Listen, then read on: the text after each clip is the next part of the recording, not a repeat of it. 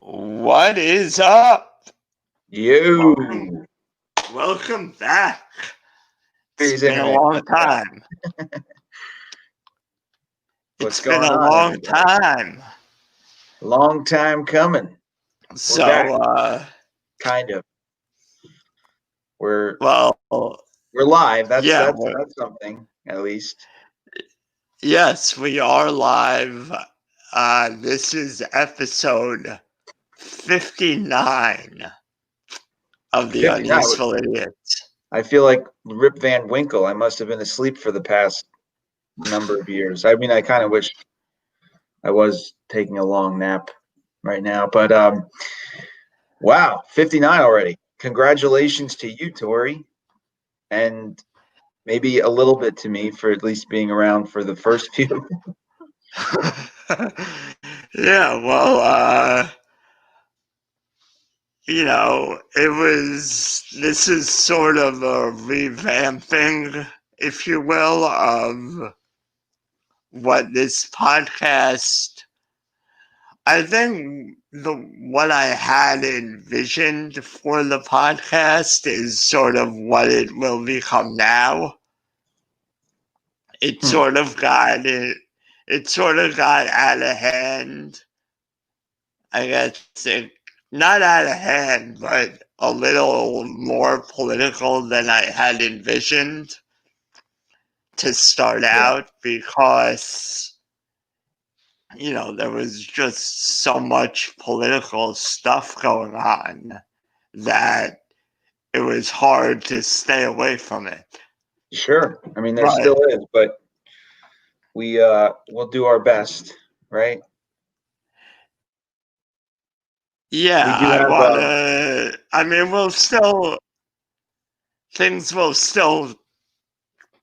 there will still be politics involved because politics is involved in everything. But we're not gonna necessarily talk about Trump or anything.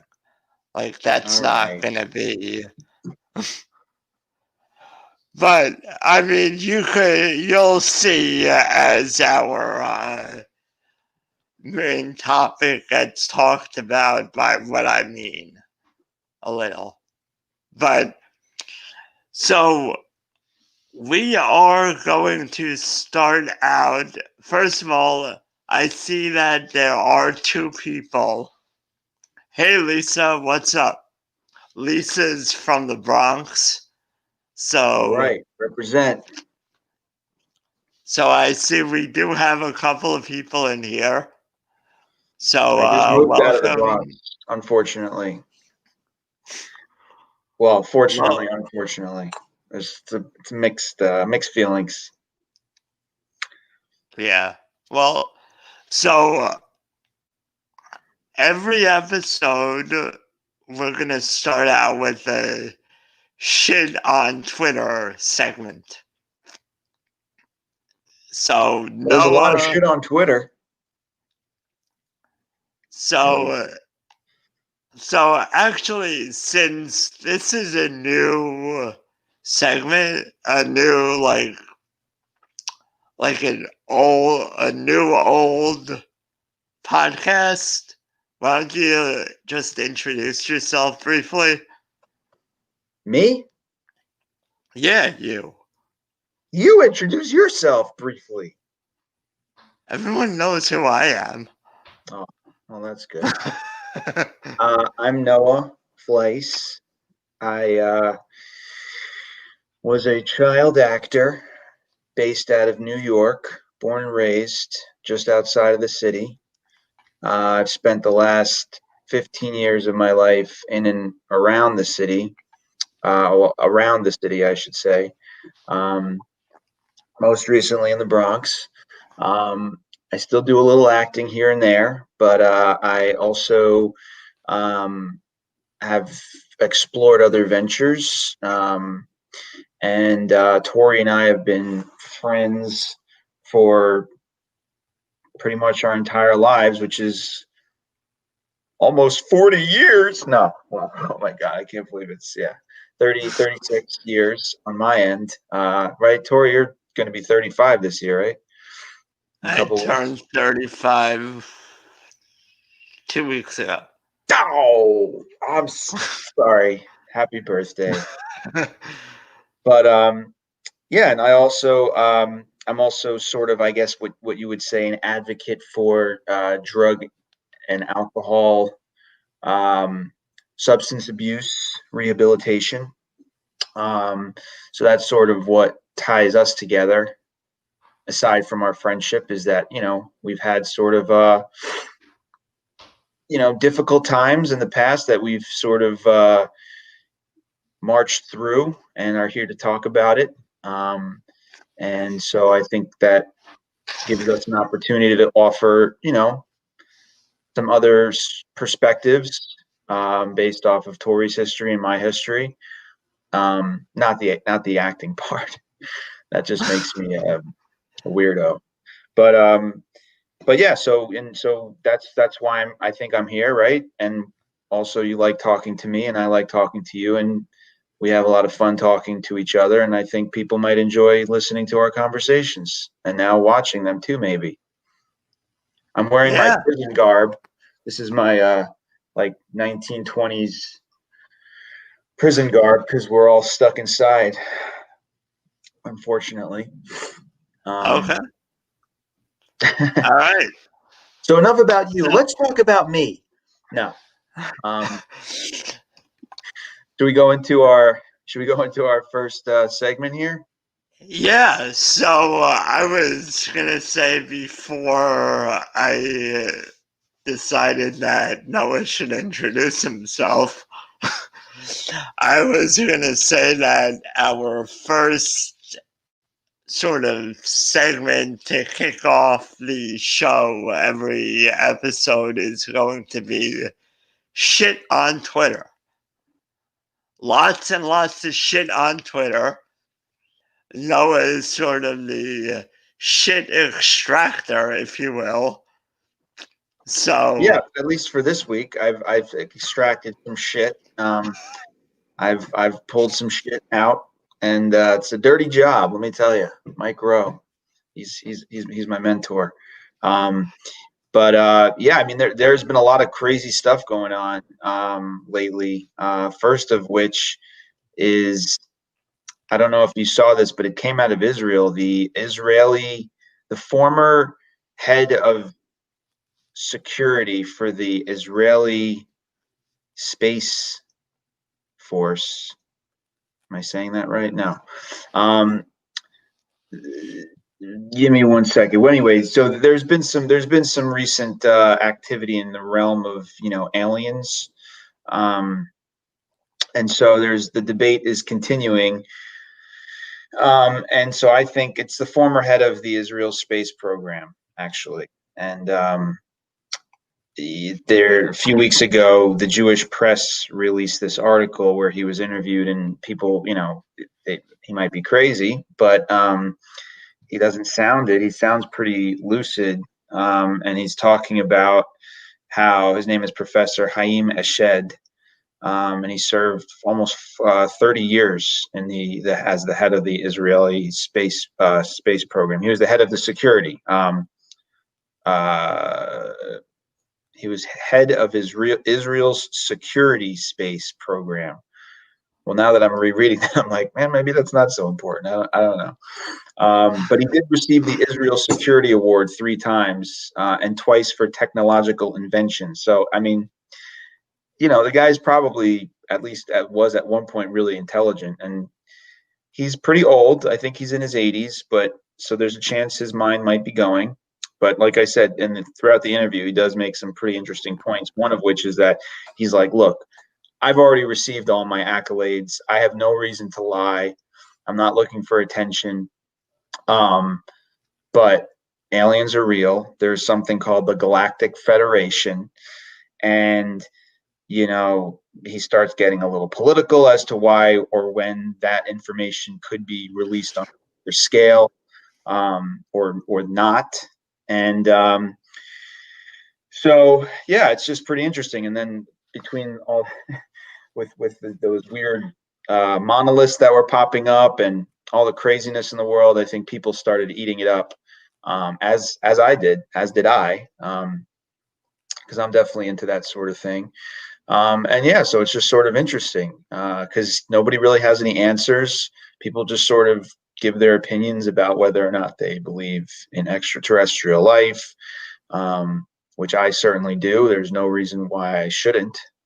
Just like for someone, I guess, could say there's no reason why they should. So the jury's out. But so that's one thing that I think is pretty interesting. If you'd like to comment. Well, I mean, we know, I think it's pretty common knowledge that the universe is infinite, that the universe keeps expanding, and, you know, so I think knowing that, I think it would be pretty naive to say that there's no life out there. You know, whether that's big green guys or, you know, there's some life. What Right. that It might not be something we may not understand the kind of life it is yet. It may not look or right. act like us, but yeah, some form of life may exist. Probably does exist. I would say definitely. I mean, they've already, they've discovered um, organisms, single cell organisms in the ice in different in different planetary structures that Yeah. exist out there. So it's not a question of if there is life beyond Earth. There is life that exists, even It, life that we would it's recognize. what right. It's what kind of life is Right. it, How and advanced, how intelligent is it? right. And the thing Yeah. is, the reason, in my opinion, why it becomes such a heated and weighted discussion and why it's not completely released is because chaos would ensue, at least at first, if extraterrestrials were, if it was proven that there was intelligent life beyond our solar system, because that would then bring the reality to light that we're not the we're not the tough guys we think we are, us humans. There's there may be something that's bigger and badder than us, which puts our security, it puts our economies, it puts our political structures, it puts our science, it puts our religions all on the table. So it could be really earth shattering, pun or no pun intended. But I still believe that look, if they were trying to, if there is life and they were trying to hurt us in some way or take advantage, they probably, I mean, maybe they are, we just don't know on a more wide scale. But I think if there is intelligent life, it's probably good intelligent life. Maybe there's bad intelligent life too, but I definitely think there is a good ET out there. Maybe I've seen that movie too many Yeah. times. I mean, I think Elliot, Elliot. Sorry. I think it's probably a little of both. There's probably, just like there are good people on Earth and bad people on Earth. It's the same kind of thing. There's probably, even I'm sure it's the same, relatively the same, where not everyone is good and not everyone's bad, but, the same, Well, here's one good human, and this is a nice little segue into the next thing. Unless anybody has any comments they'd like to make, but Guy Fieri or Fieria, I've heard his name pronounced Fieri. I'm like, this guy doesn't seem like he's like rolling his R's when he says his name, but Guy Fieri, the chef, apparently donated like over $20 million, or at least raised that much money for restaurants that were struggling, which I thought was just really cool. You know, as a struggling actor at times. I always needed to supplement income. I needed to make money, not supplement. I needed to make money and then maybe do some acting things here and there. But I was always a big, very active in the service industry, different jobs, most often a bartender. And to see like the restaurant industry decimated is really, really, really a shame. And that more people haven't stepped in to help. I try and eat out as often as I can now, wherever possible. And, I leave a better tip than I probably would normally, just to try and help, whatever we can do. But I thought that was pretty cool of him. And I think more people should be doing stuff like that to help small businesses during this time. Yeah, I think I think this is too many people are talking about when is the government going to step in and hand out stimulus checks. But I think what it should be is, why are we reliant on the government to do this? Yeah, Because really. Because at the end of the day, the government is just reallocating our money. That's what it is.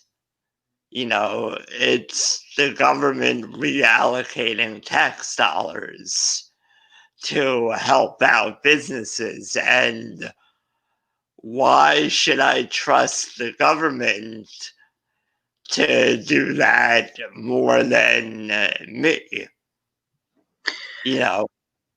I think, Let me support the businesses that I want to support, or the charities that I want to support. Tori, you might want to go like this. Your libertarianism is showing. No, I'm just kidding. But yeah, like why should I? If I want to, there are a lot of people right now on Twitter and on YouTube who are all about giving money to people and helping people out. Let's create, instead of doing it through the government, let's just create individual funds to help. I don't know what that would look like necessarily, because I'm not in the position to do that. But why can't people set up funds to help out small businesses and have those small businesses apply for a loan or a grant or whatever? It seems like, at the end of the day, I think it's just, it's tough, right? Because we take the fact that we live in a sophisticated, functioning society that is the way it is because of, structured government and rules and regulations that allow us to, have a house, apartment, go to the supermarket, breathe air, drink water, go to the bathroom, so those are all things that, are not guarantees that we have. We do have access to, and we're grateful for, or at least I am. But then beyond that, it's like, how much more control and interference or assistance do we want to allow the government to have? And so, yeah, it's definitely a conversation that could be had as to, where else money can come from.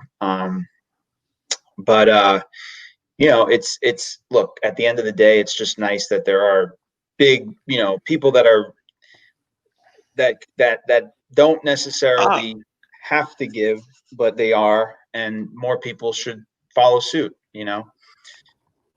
So right. Yeah. I mean, I think it's all about,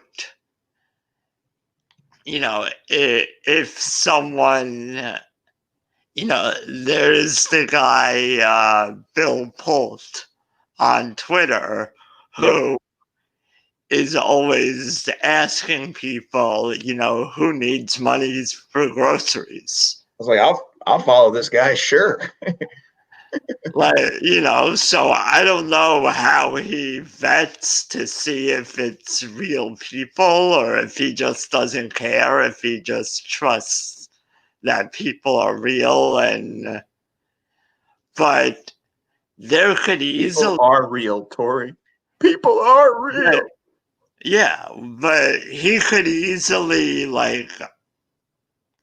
get a group of people together and have a foundation where people can apply on a larger scale, be like, I've been out of a job for the past 9 months due to COVID, Difficulties? Oh, sorry, you're there. Okay, good. and I need some help, apply, you know, I I need some need help here. Somebody help me. whatever, I don't know. More will be revealed, as they say. All right, should we I mean I could keep going, but maybe we should start talking about what we came here to talk about. Yeah, so I mean, I think this big topic, having the announcement was a couple of weeks ago, but I think this is such a huge, so many layers to this topic that, you know, it's not just one thing, but basically Time Warner, Warner Brothers, AT&T announced that all their all Time Warner movies, all Warner Brother movies that are coming out in 2021 will be released directly on HBO Max at the same time as the movie theaters. Starting with Wonder Woman 84, which comes out on Christmas Day. And, this is huge. I mean, Why? Why is it so big? I mean, who cares? That was well, almost going to be a Trump impression, yes, but it wasn't. I mean, it's just, we've never seen this before. We've never seen a major studio say, we're going to stream all our movies out of the gate. And, you know, Well, just I think what they're I think not, and that also they're not charging extra for the movies. well, but why would they have to? You're already paying, Well, you're already paying a well, subscription fee. right. But what Disney did with Mulan, they put it on Disney Plus. But if you wanted to watch the movie within the first 30 days, you had to pay $30 to watch the movie. I didn't know that. I didn't know that. Right. So, well, that's sort of to make Wait, up wait, for wait, wait. the Let me deficit. allow me to process this. You mean to tell me that you pay a subscription fee and then on top of it, you got to pay $30 to watch a movie. Well, think about it this way. I understand. You don't got to explain To it. I go get to it. You the go to the movies movies, with 3 people, it's going to be $40 anyway. right? I get that, So but that just seems like people were actually doing that. some people are. Wow. I I don't mean, know. Look, I wouldn't. anything that sticks around long enough becomes the norm. So if this continues, if they really do this and this sticks around for 6 months to a year, people will forget that people were even going to the movie theaters. I mean, nowadays big TVs are affordable, and if you think about it, where most people sit in the theater is somewhat far back. I mean, very few people sit right in the front few rows where it's like, you could go to a normal size screen and still feel like you're in an IMAX theater. So most people sit somewhere in the middle to the back, and that viewpoint to the You're 75 screen TV in your house, which are now fairly affordable, and most people do have pretty big TVs. You turn the lights off, you make some popcorn, you sit back. It's sort of the same, in my opinion. I mean, there is still sort of well, act of going out, but I'm just saying, in terms of, first of all, in terms of a time of releasing this sort of platform, what better time? And two, you know, theater sales were already struggling, so maybe it's time to just make the power switch, and that can just go the way of the buffalo. And so this I guess leads us into sort of the comments that Denis Villeneuve made about this move. So who? Denis Villeneuve is the director of Dune, which is coming out at the end of 2021. Doom. Hey, how And you doing? Huh? Well, am I I doing? think How you doing? That's the name of the movie, right? What? It's about a bunch of New Yorkers fucking doing. How you doing? Sorry. okay, so he basically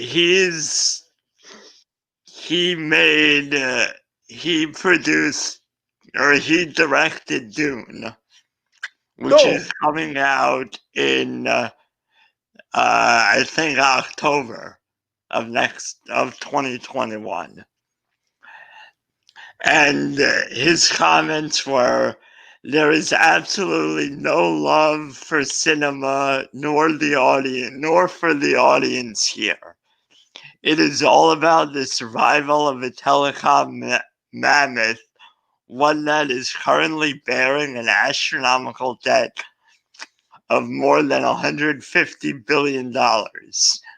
Therefore, even though Dune is about cinema and audiences, AT&T is about its own survival on Wall Street.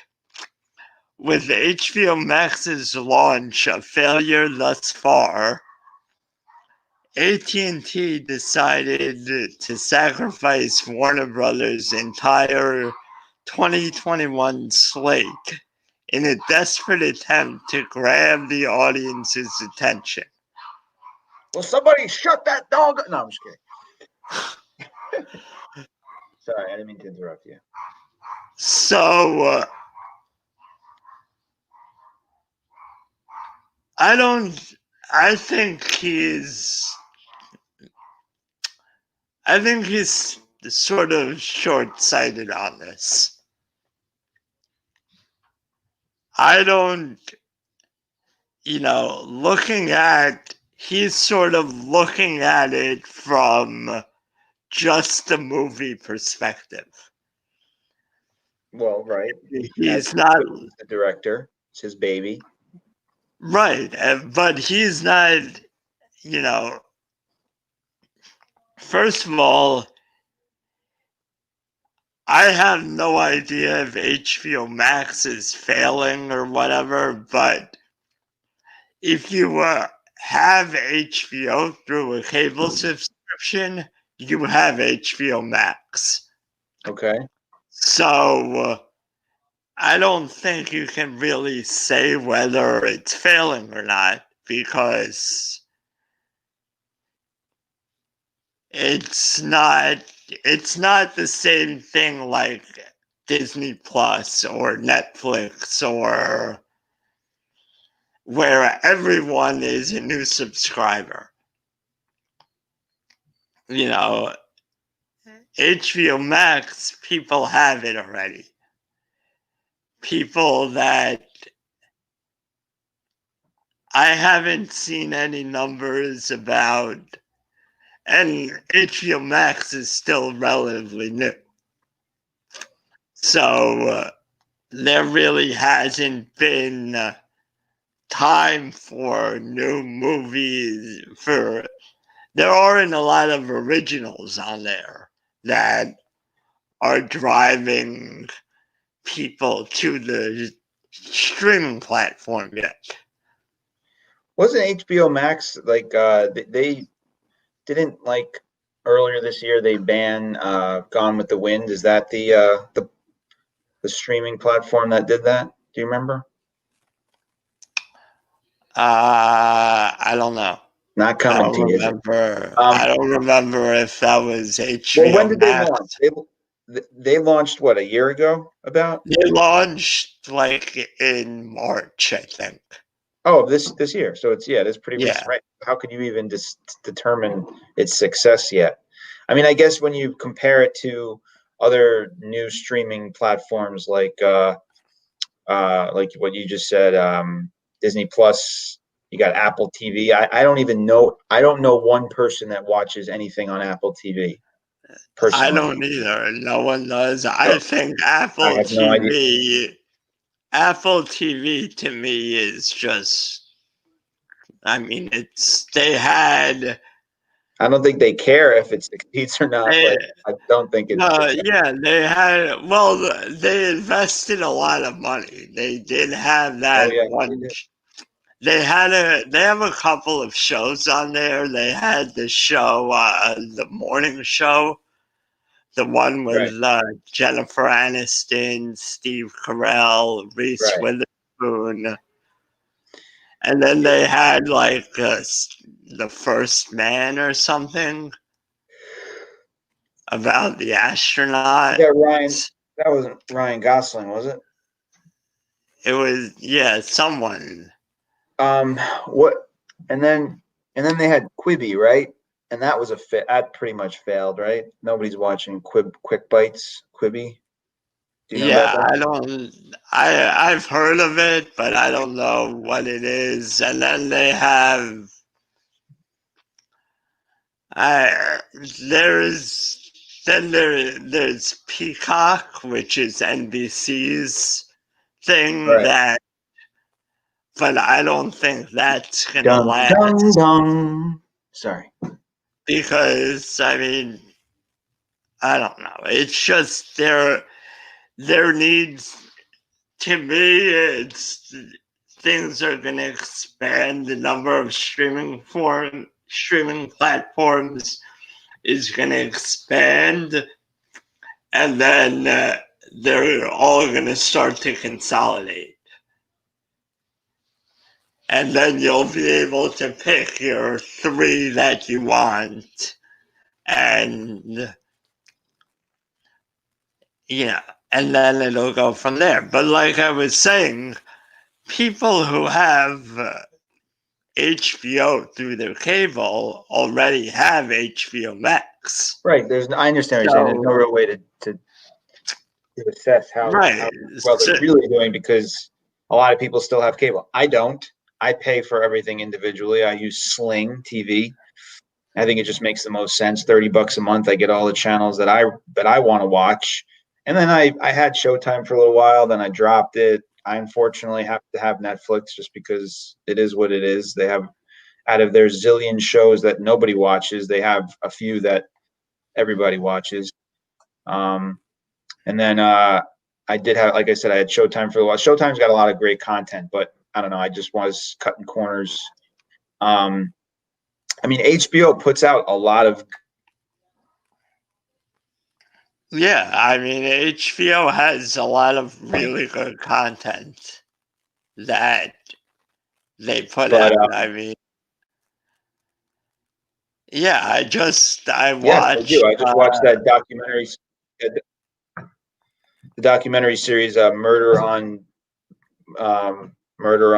Middle Beach or Beach.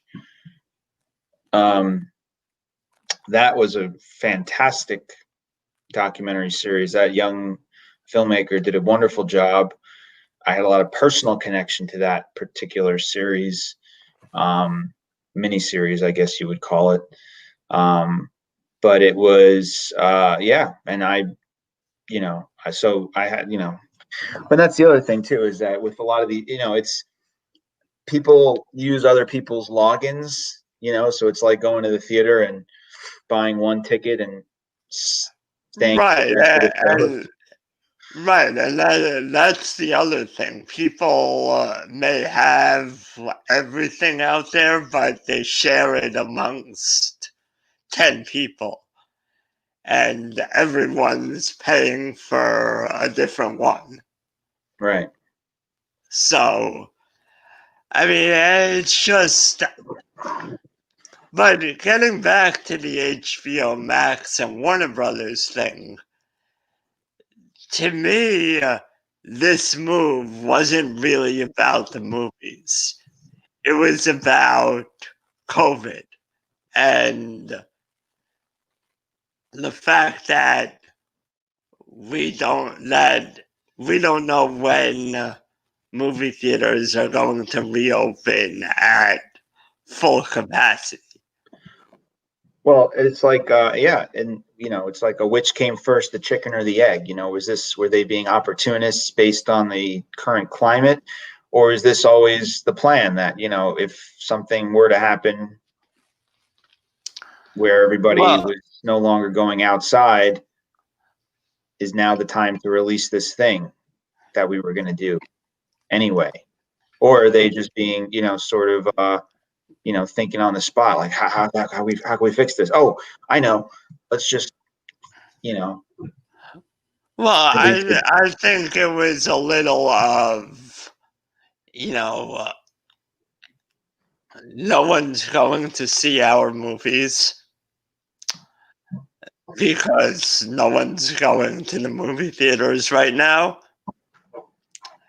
And it's also, I personally, I think for a movie studio to say all our movies for the next year are gonna go straight to streaming was a political statement. Because why do you need to say,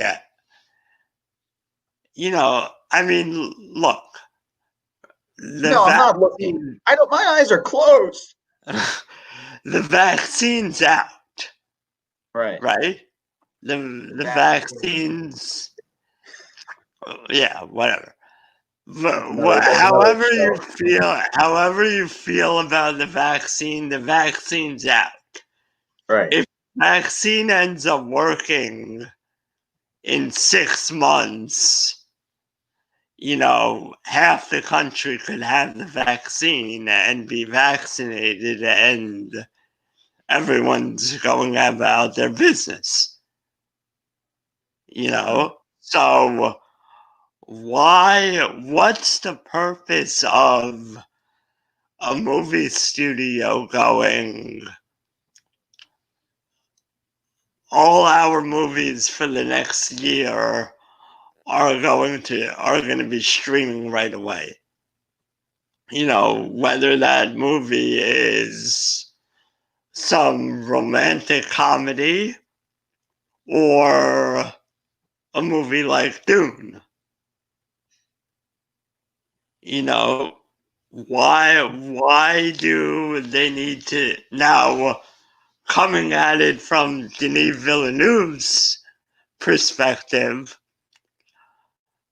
Okay, why don't you just go to the studio and say, can we push the movie back to 2022 so it comes out in theaters, solely in theaters? Right.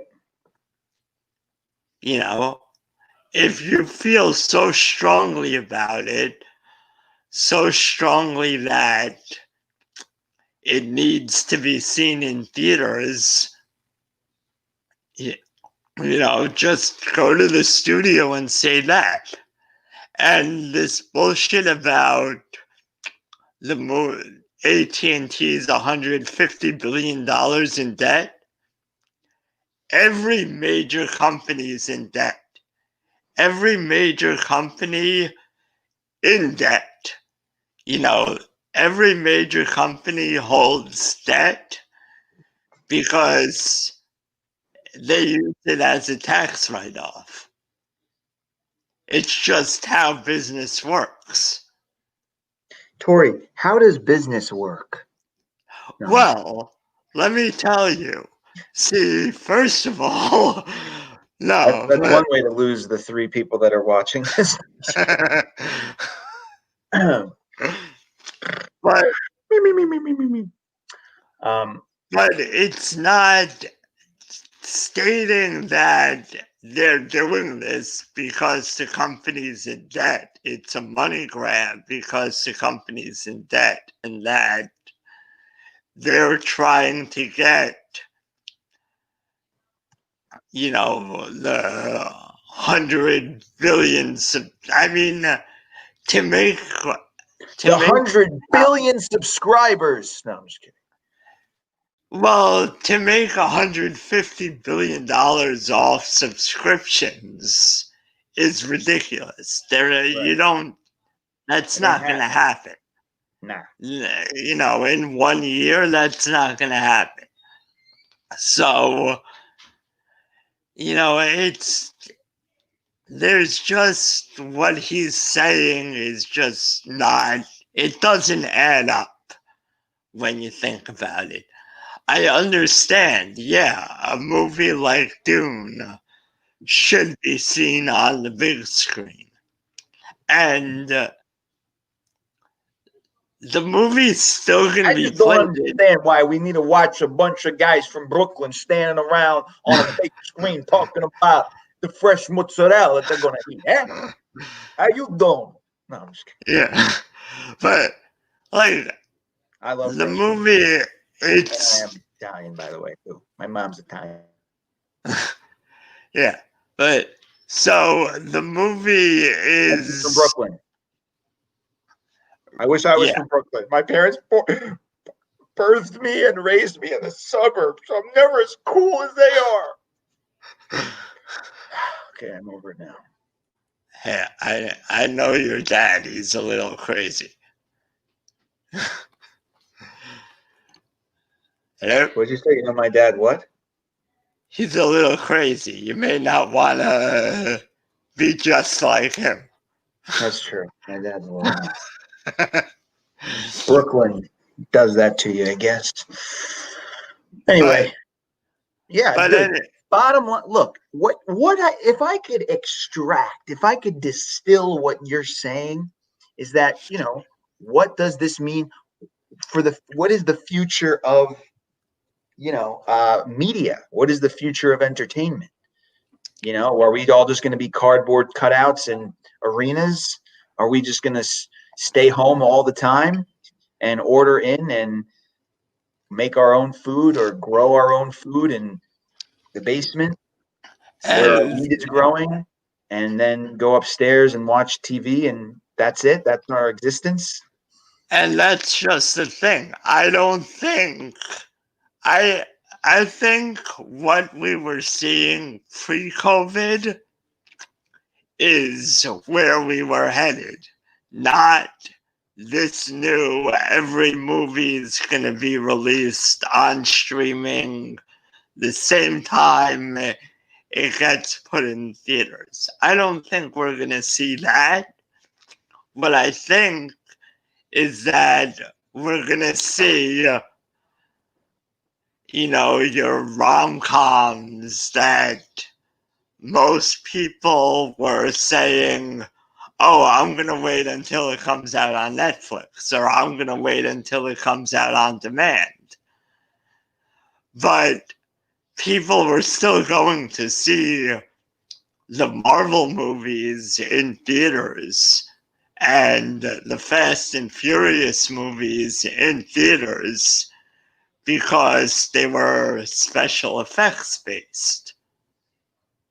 Well, let me ask you this, though. What about interactive movies? Like video games that are really like movies. Is that going to be more? Are we going to see more of that now that people are home? And if this does take off and this is sort of the way things go, because if that's the case, then there's really no turning back. Because if people get more used to interacting, well, they're not going to be able to do that on a big screen, right?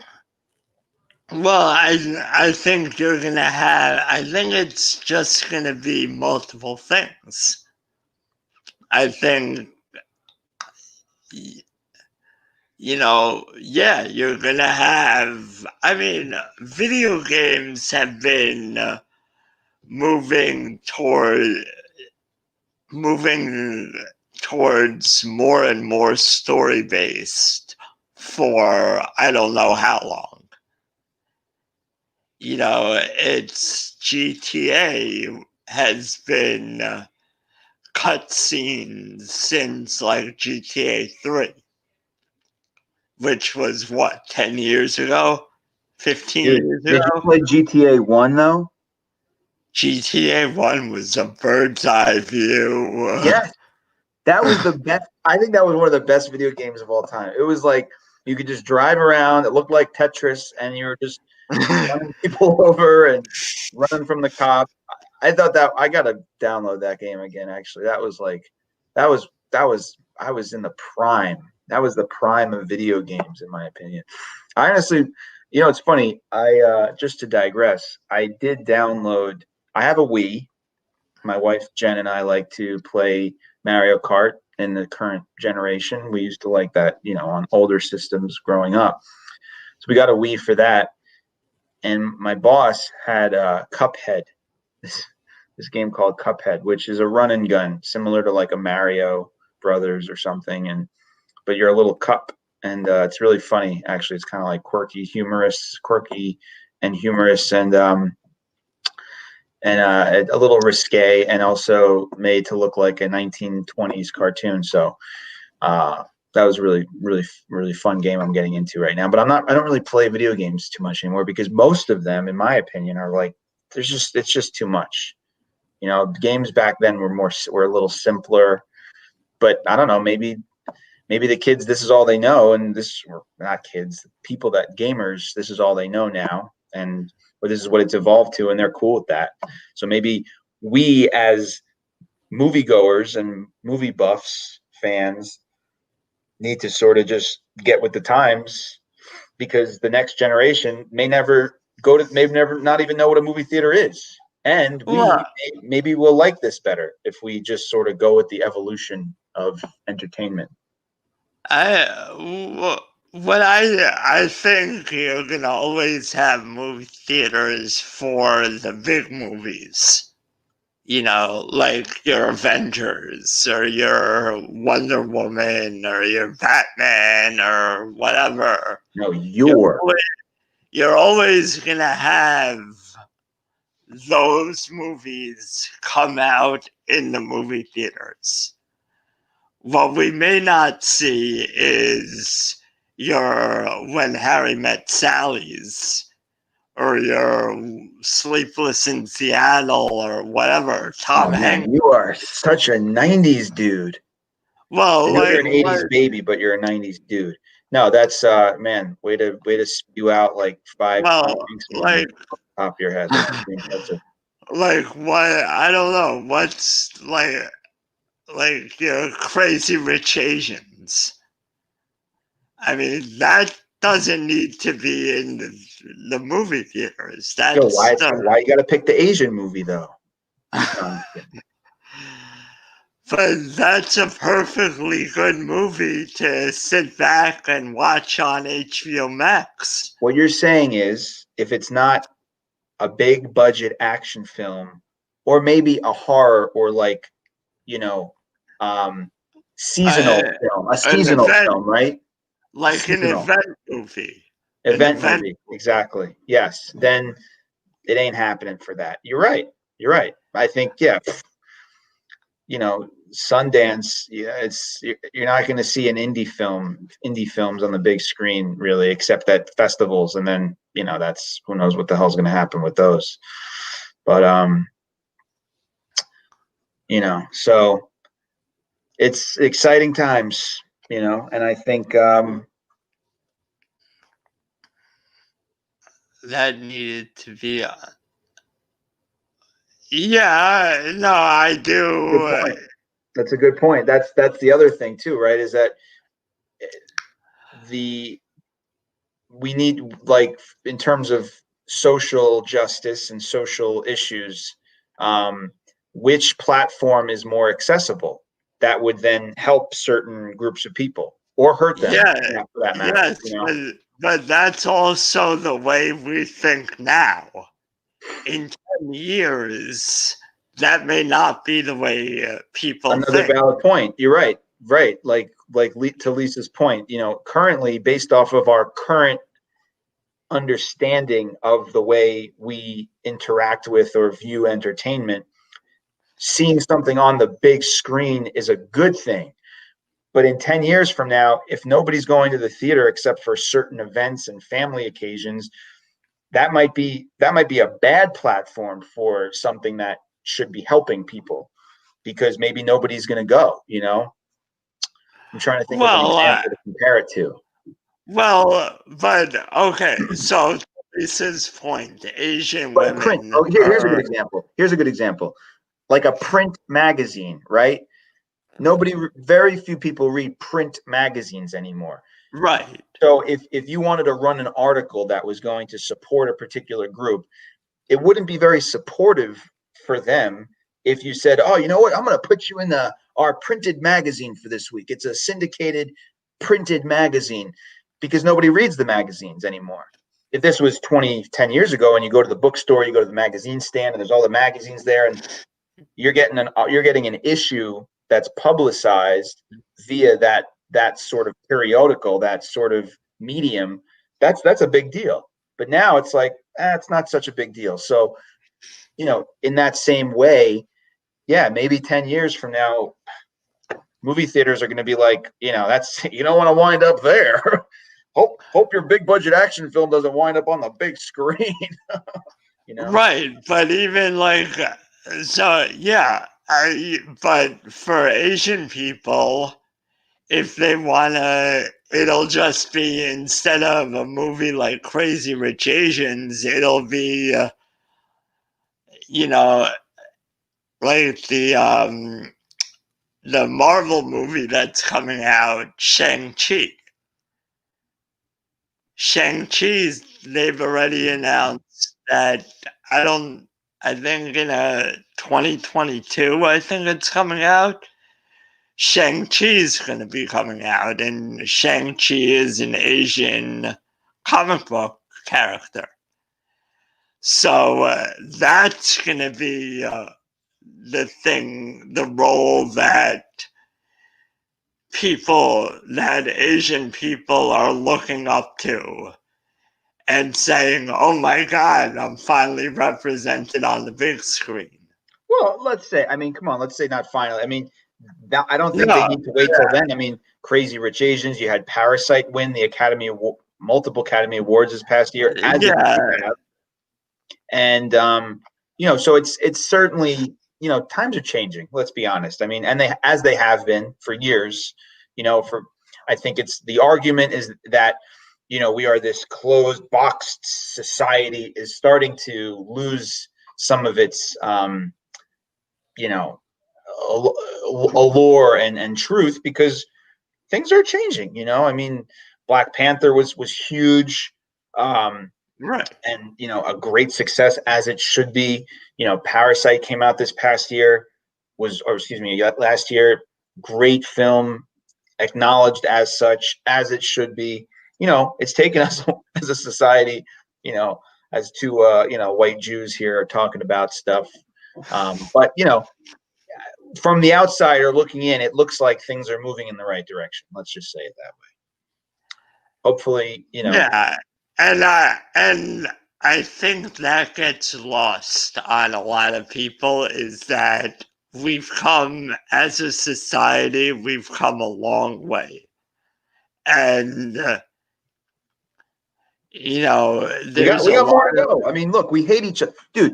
We have to get to a point, and this is, this maybe ties it all back together to the alien thing, because the point is, that was the point I forgot to mention about the aliens.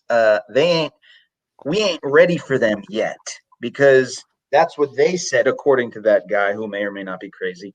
We're not ready for the aliens yet, because look at us. We hate each other. We hate our fellow humans. How the hell are we gonna? What are we gonna feel about some new life form? We don't even like our own selves. We don't even like our kind. right, And especially recently, I mean, more so than ever, the hatred for each other. well, So we got to and get rid of that. We got a long way to go. right, and that's actually an interesting thing, because, if there are aliens out there, and and we knew that there was a potential threat out there, would that then bring us as humans together? Sort of like what you saw in Independence Day, Well, the movie. that is a narrative that is used by both the proponents of extraterrestrial life form, and that actually believe there really are extraterrestrials, and the people that don't, is that if there were to be some interaction, some great event, would it actually be those extraterrestrials coming to visit us, or would it be sort of this one world government sort of entity that would then create this situation just so that we could all band together? And I think there was even a movie or something like The Watchmen or something was similar premise to that. Who knows? One thing's for sure, though, if there are extraterrestrials, they definitely would have figured out all this streaming service already.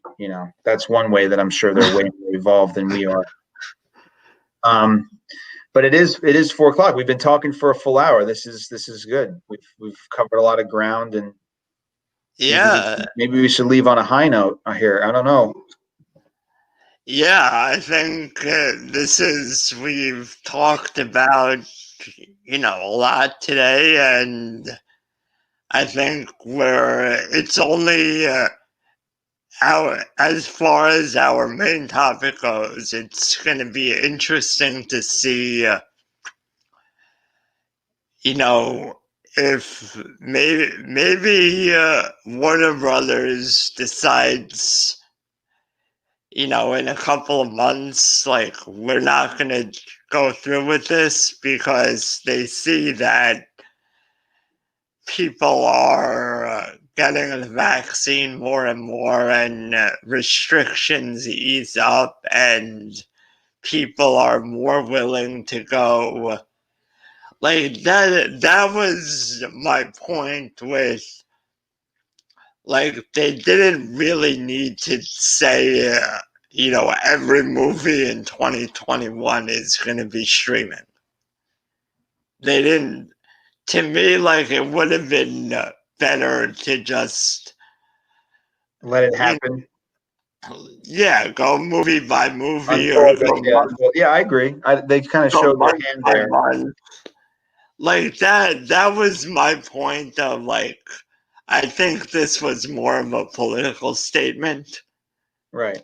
They were sort of saying, telling the powers that be. Well,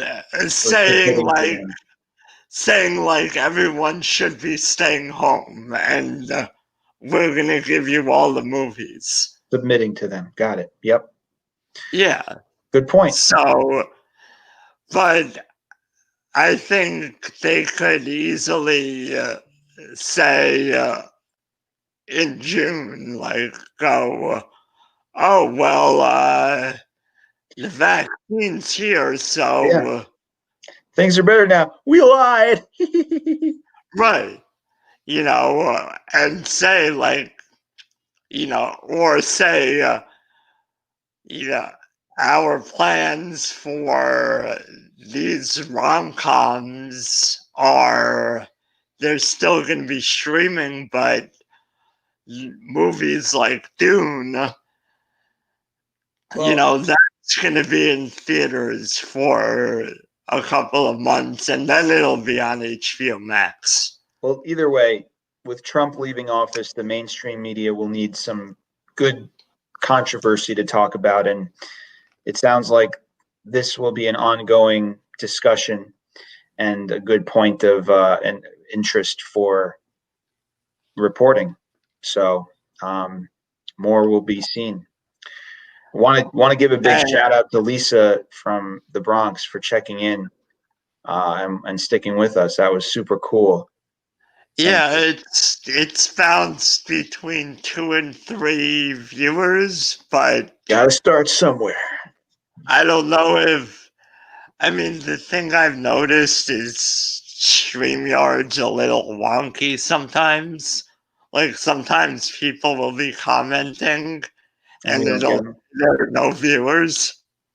So, well, we'll see. We'll continue doing this, and we'll see what happens. I'm actually starting my own. I haven't had a Twitter page, so I'm going to hopefully attract more people there.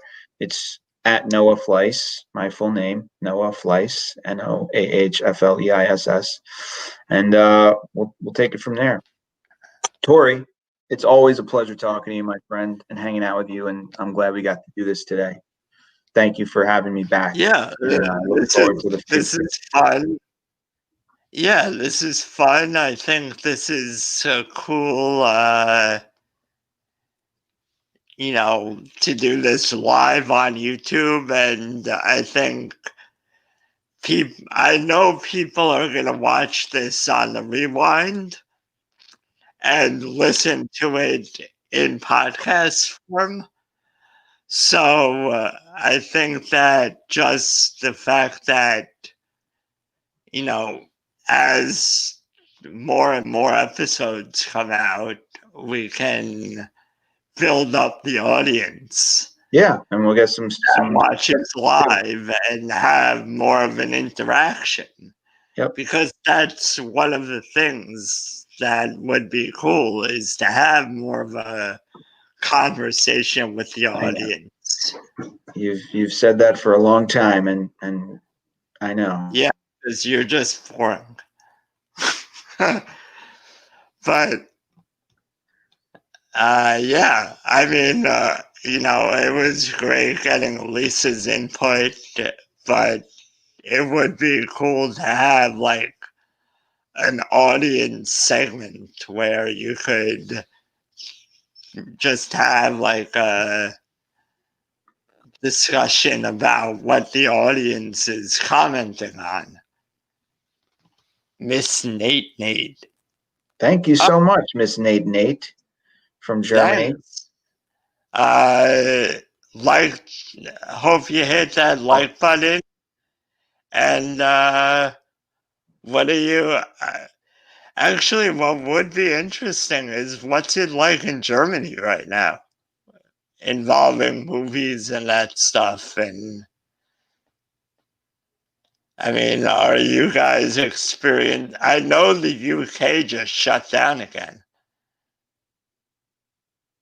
Yeah, it seems like I think even was it France or some other European countries no more flying into the UK. Well, the UK shut down because they discovered a new strain. Yeah. Of COVID 22, if you will, or great. COVID 20. So thanks, Miss Nate, for stopping by. Make sure you subscribe so you get notified when we go live again. Yeah. And I don't know if this will be. People in Germany are so angry about COVID. It is hard. Not nice people. Yeah, I think, what we're experiencing in the US is not unique. Well, it's funny. It's funny that she said that way because it's the same thing here. I mean, people are angry about COVID. You have people that are angry about COVID who have had some firsthand experience with someone that actually got sick, whether it was themselves or a family member, someone that got sick and maybe died. So those people are very angry, that people that have had that direct interaction with the disease itself. And then you have the other people who may or may not have had some interaction with the disease, but who are really angry of what it's caused, which are the shutdowns and just I mean, we're talking about it today. Life as we know it is changing right before our very eyes. So those people are very angry too. So it's a good point. Everybody's angry at this thing, whether you've had some direct connection to it or not. 2020 has caused anger in one way or another. Right, and then you have the people in the middle who understand what's going on and the seriousness of everything, but they don't agree with the complete shutdown of things. Yeah, And I would say that's probably where you and I stand, right in the middle. Right in the middle. We want to make everybody. yeah, and it's a hard. I, I don't know how to say it. Like, it's a hard balance to find, because there are. The fact of the matter is, there are a lot of people in this country or in this world, and you know what you would do, but you don't know what the other guy would do. Well, it's like driving, right? You can be a great driver, but you're only Right. as good a driver as the people around you. So, Right. So, it's really like, I know if I'm feeling like I just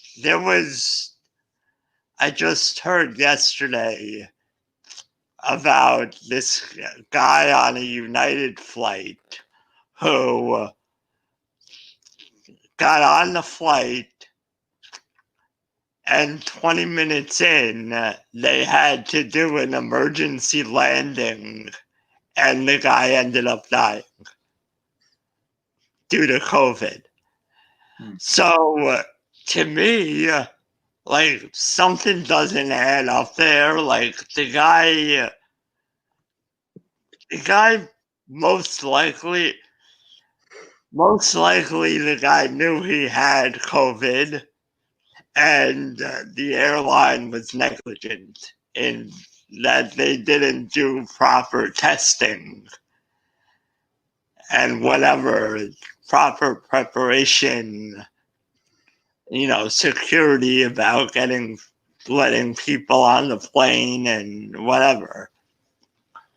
But but that's the thing. Like, how do we do this? it's a balance, man. Like you said, it's so hard to know how to strike that balance. It's and we can all be, Monday morning, Tuesday morning quarterbacks, which is Monday that's morning. a problem. I'm not a sports guy, so I don't know which one it is that you're a quarterback.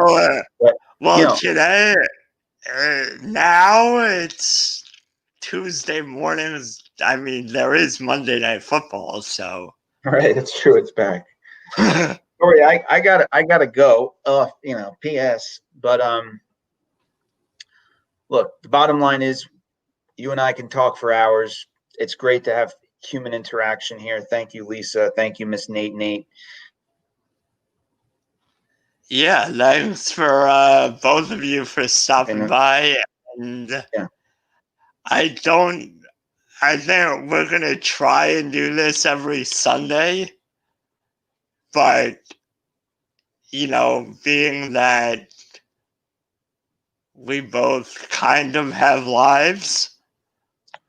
Kind of. Maybe not every Sunday, but maybe, it may not be at the same time every week, but we'll try and get one out every week. Thank you so much. This is awesome. I love y'all. And we'll announce it before that. And make sure you let people know. And it will be on all major podcast platforms. So I know a lot of people prefer to listen to their podcasts on their morning commute or when they're taking a dump or whatever. I don't know.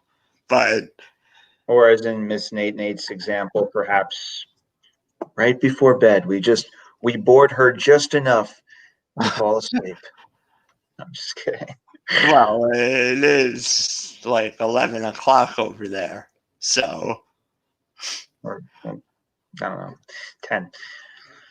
Thank you, dude. We'll see you guys soon. Yeah, so thanks for stopping by. And yeah, we'll see you next time. And like I said, hit the like button, leave a review on podcast platforms if you are willing to go over there. And yeah, just thanks. All right. And bye.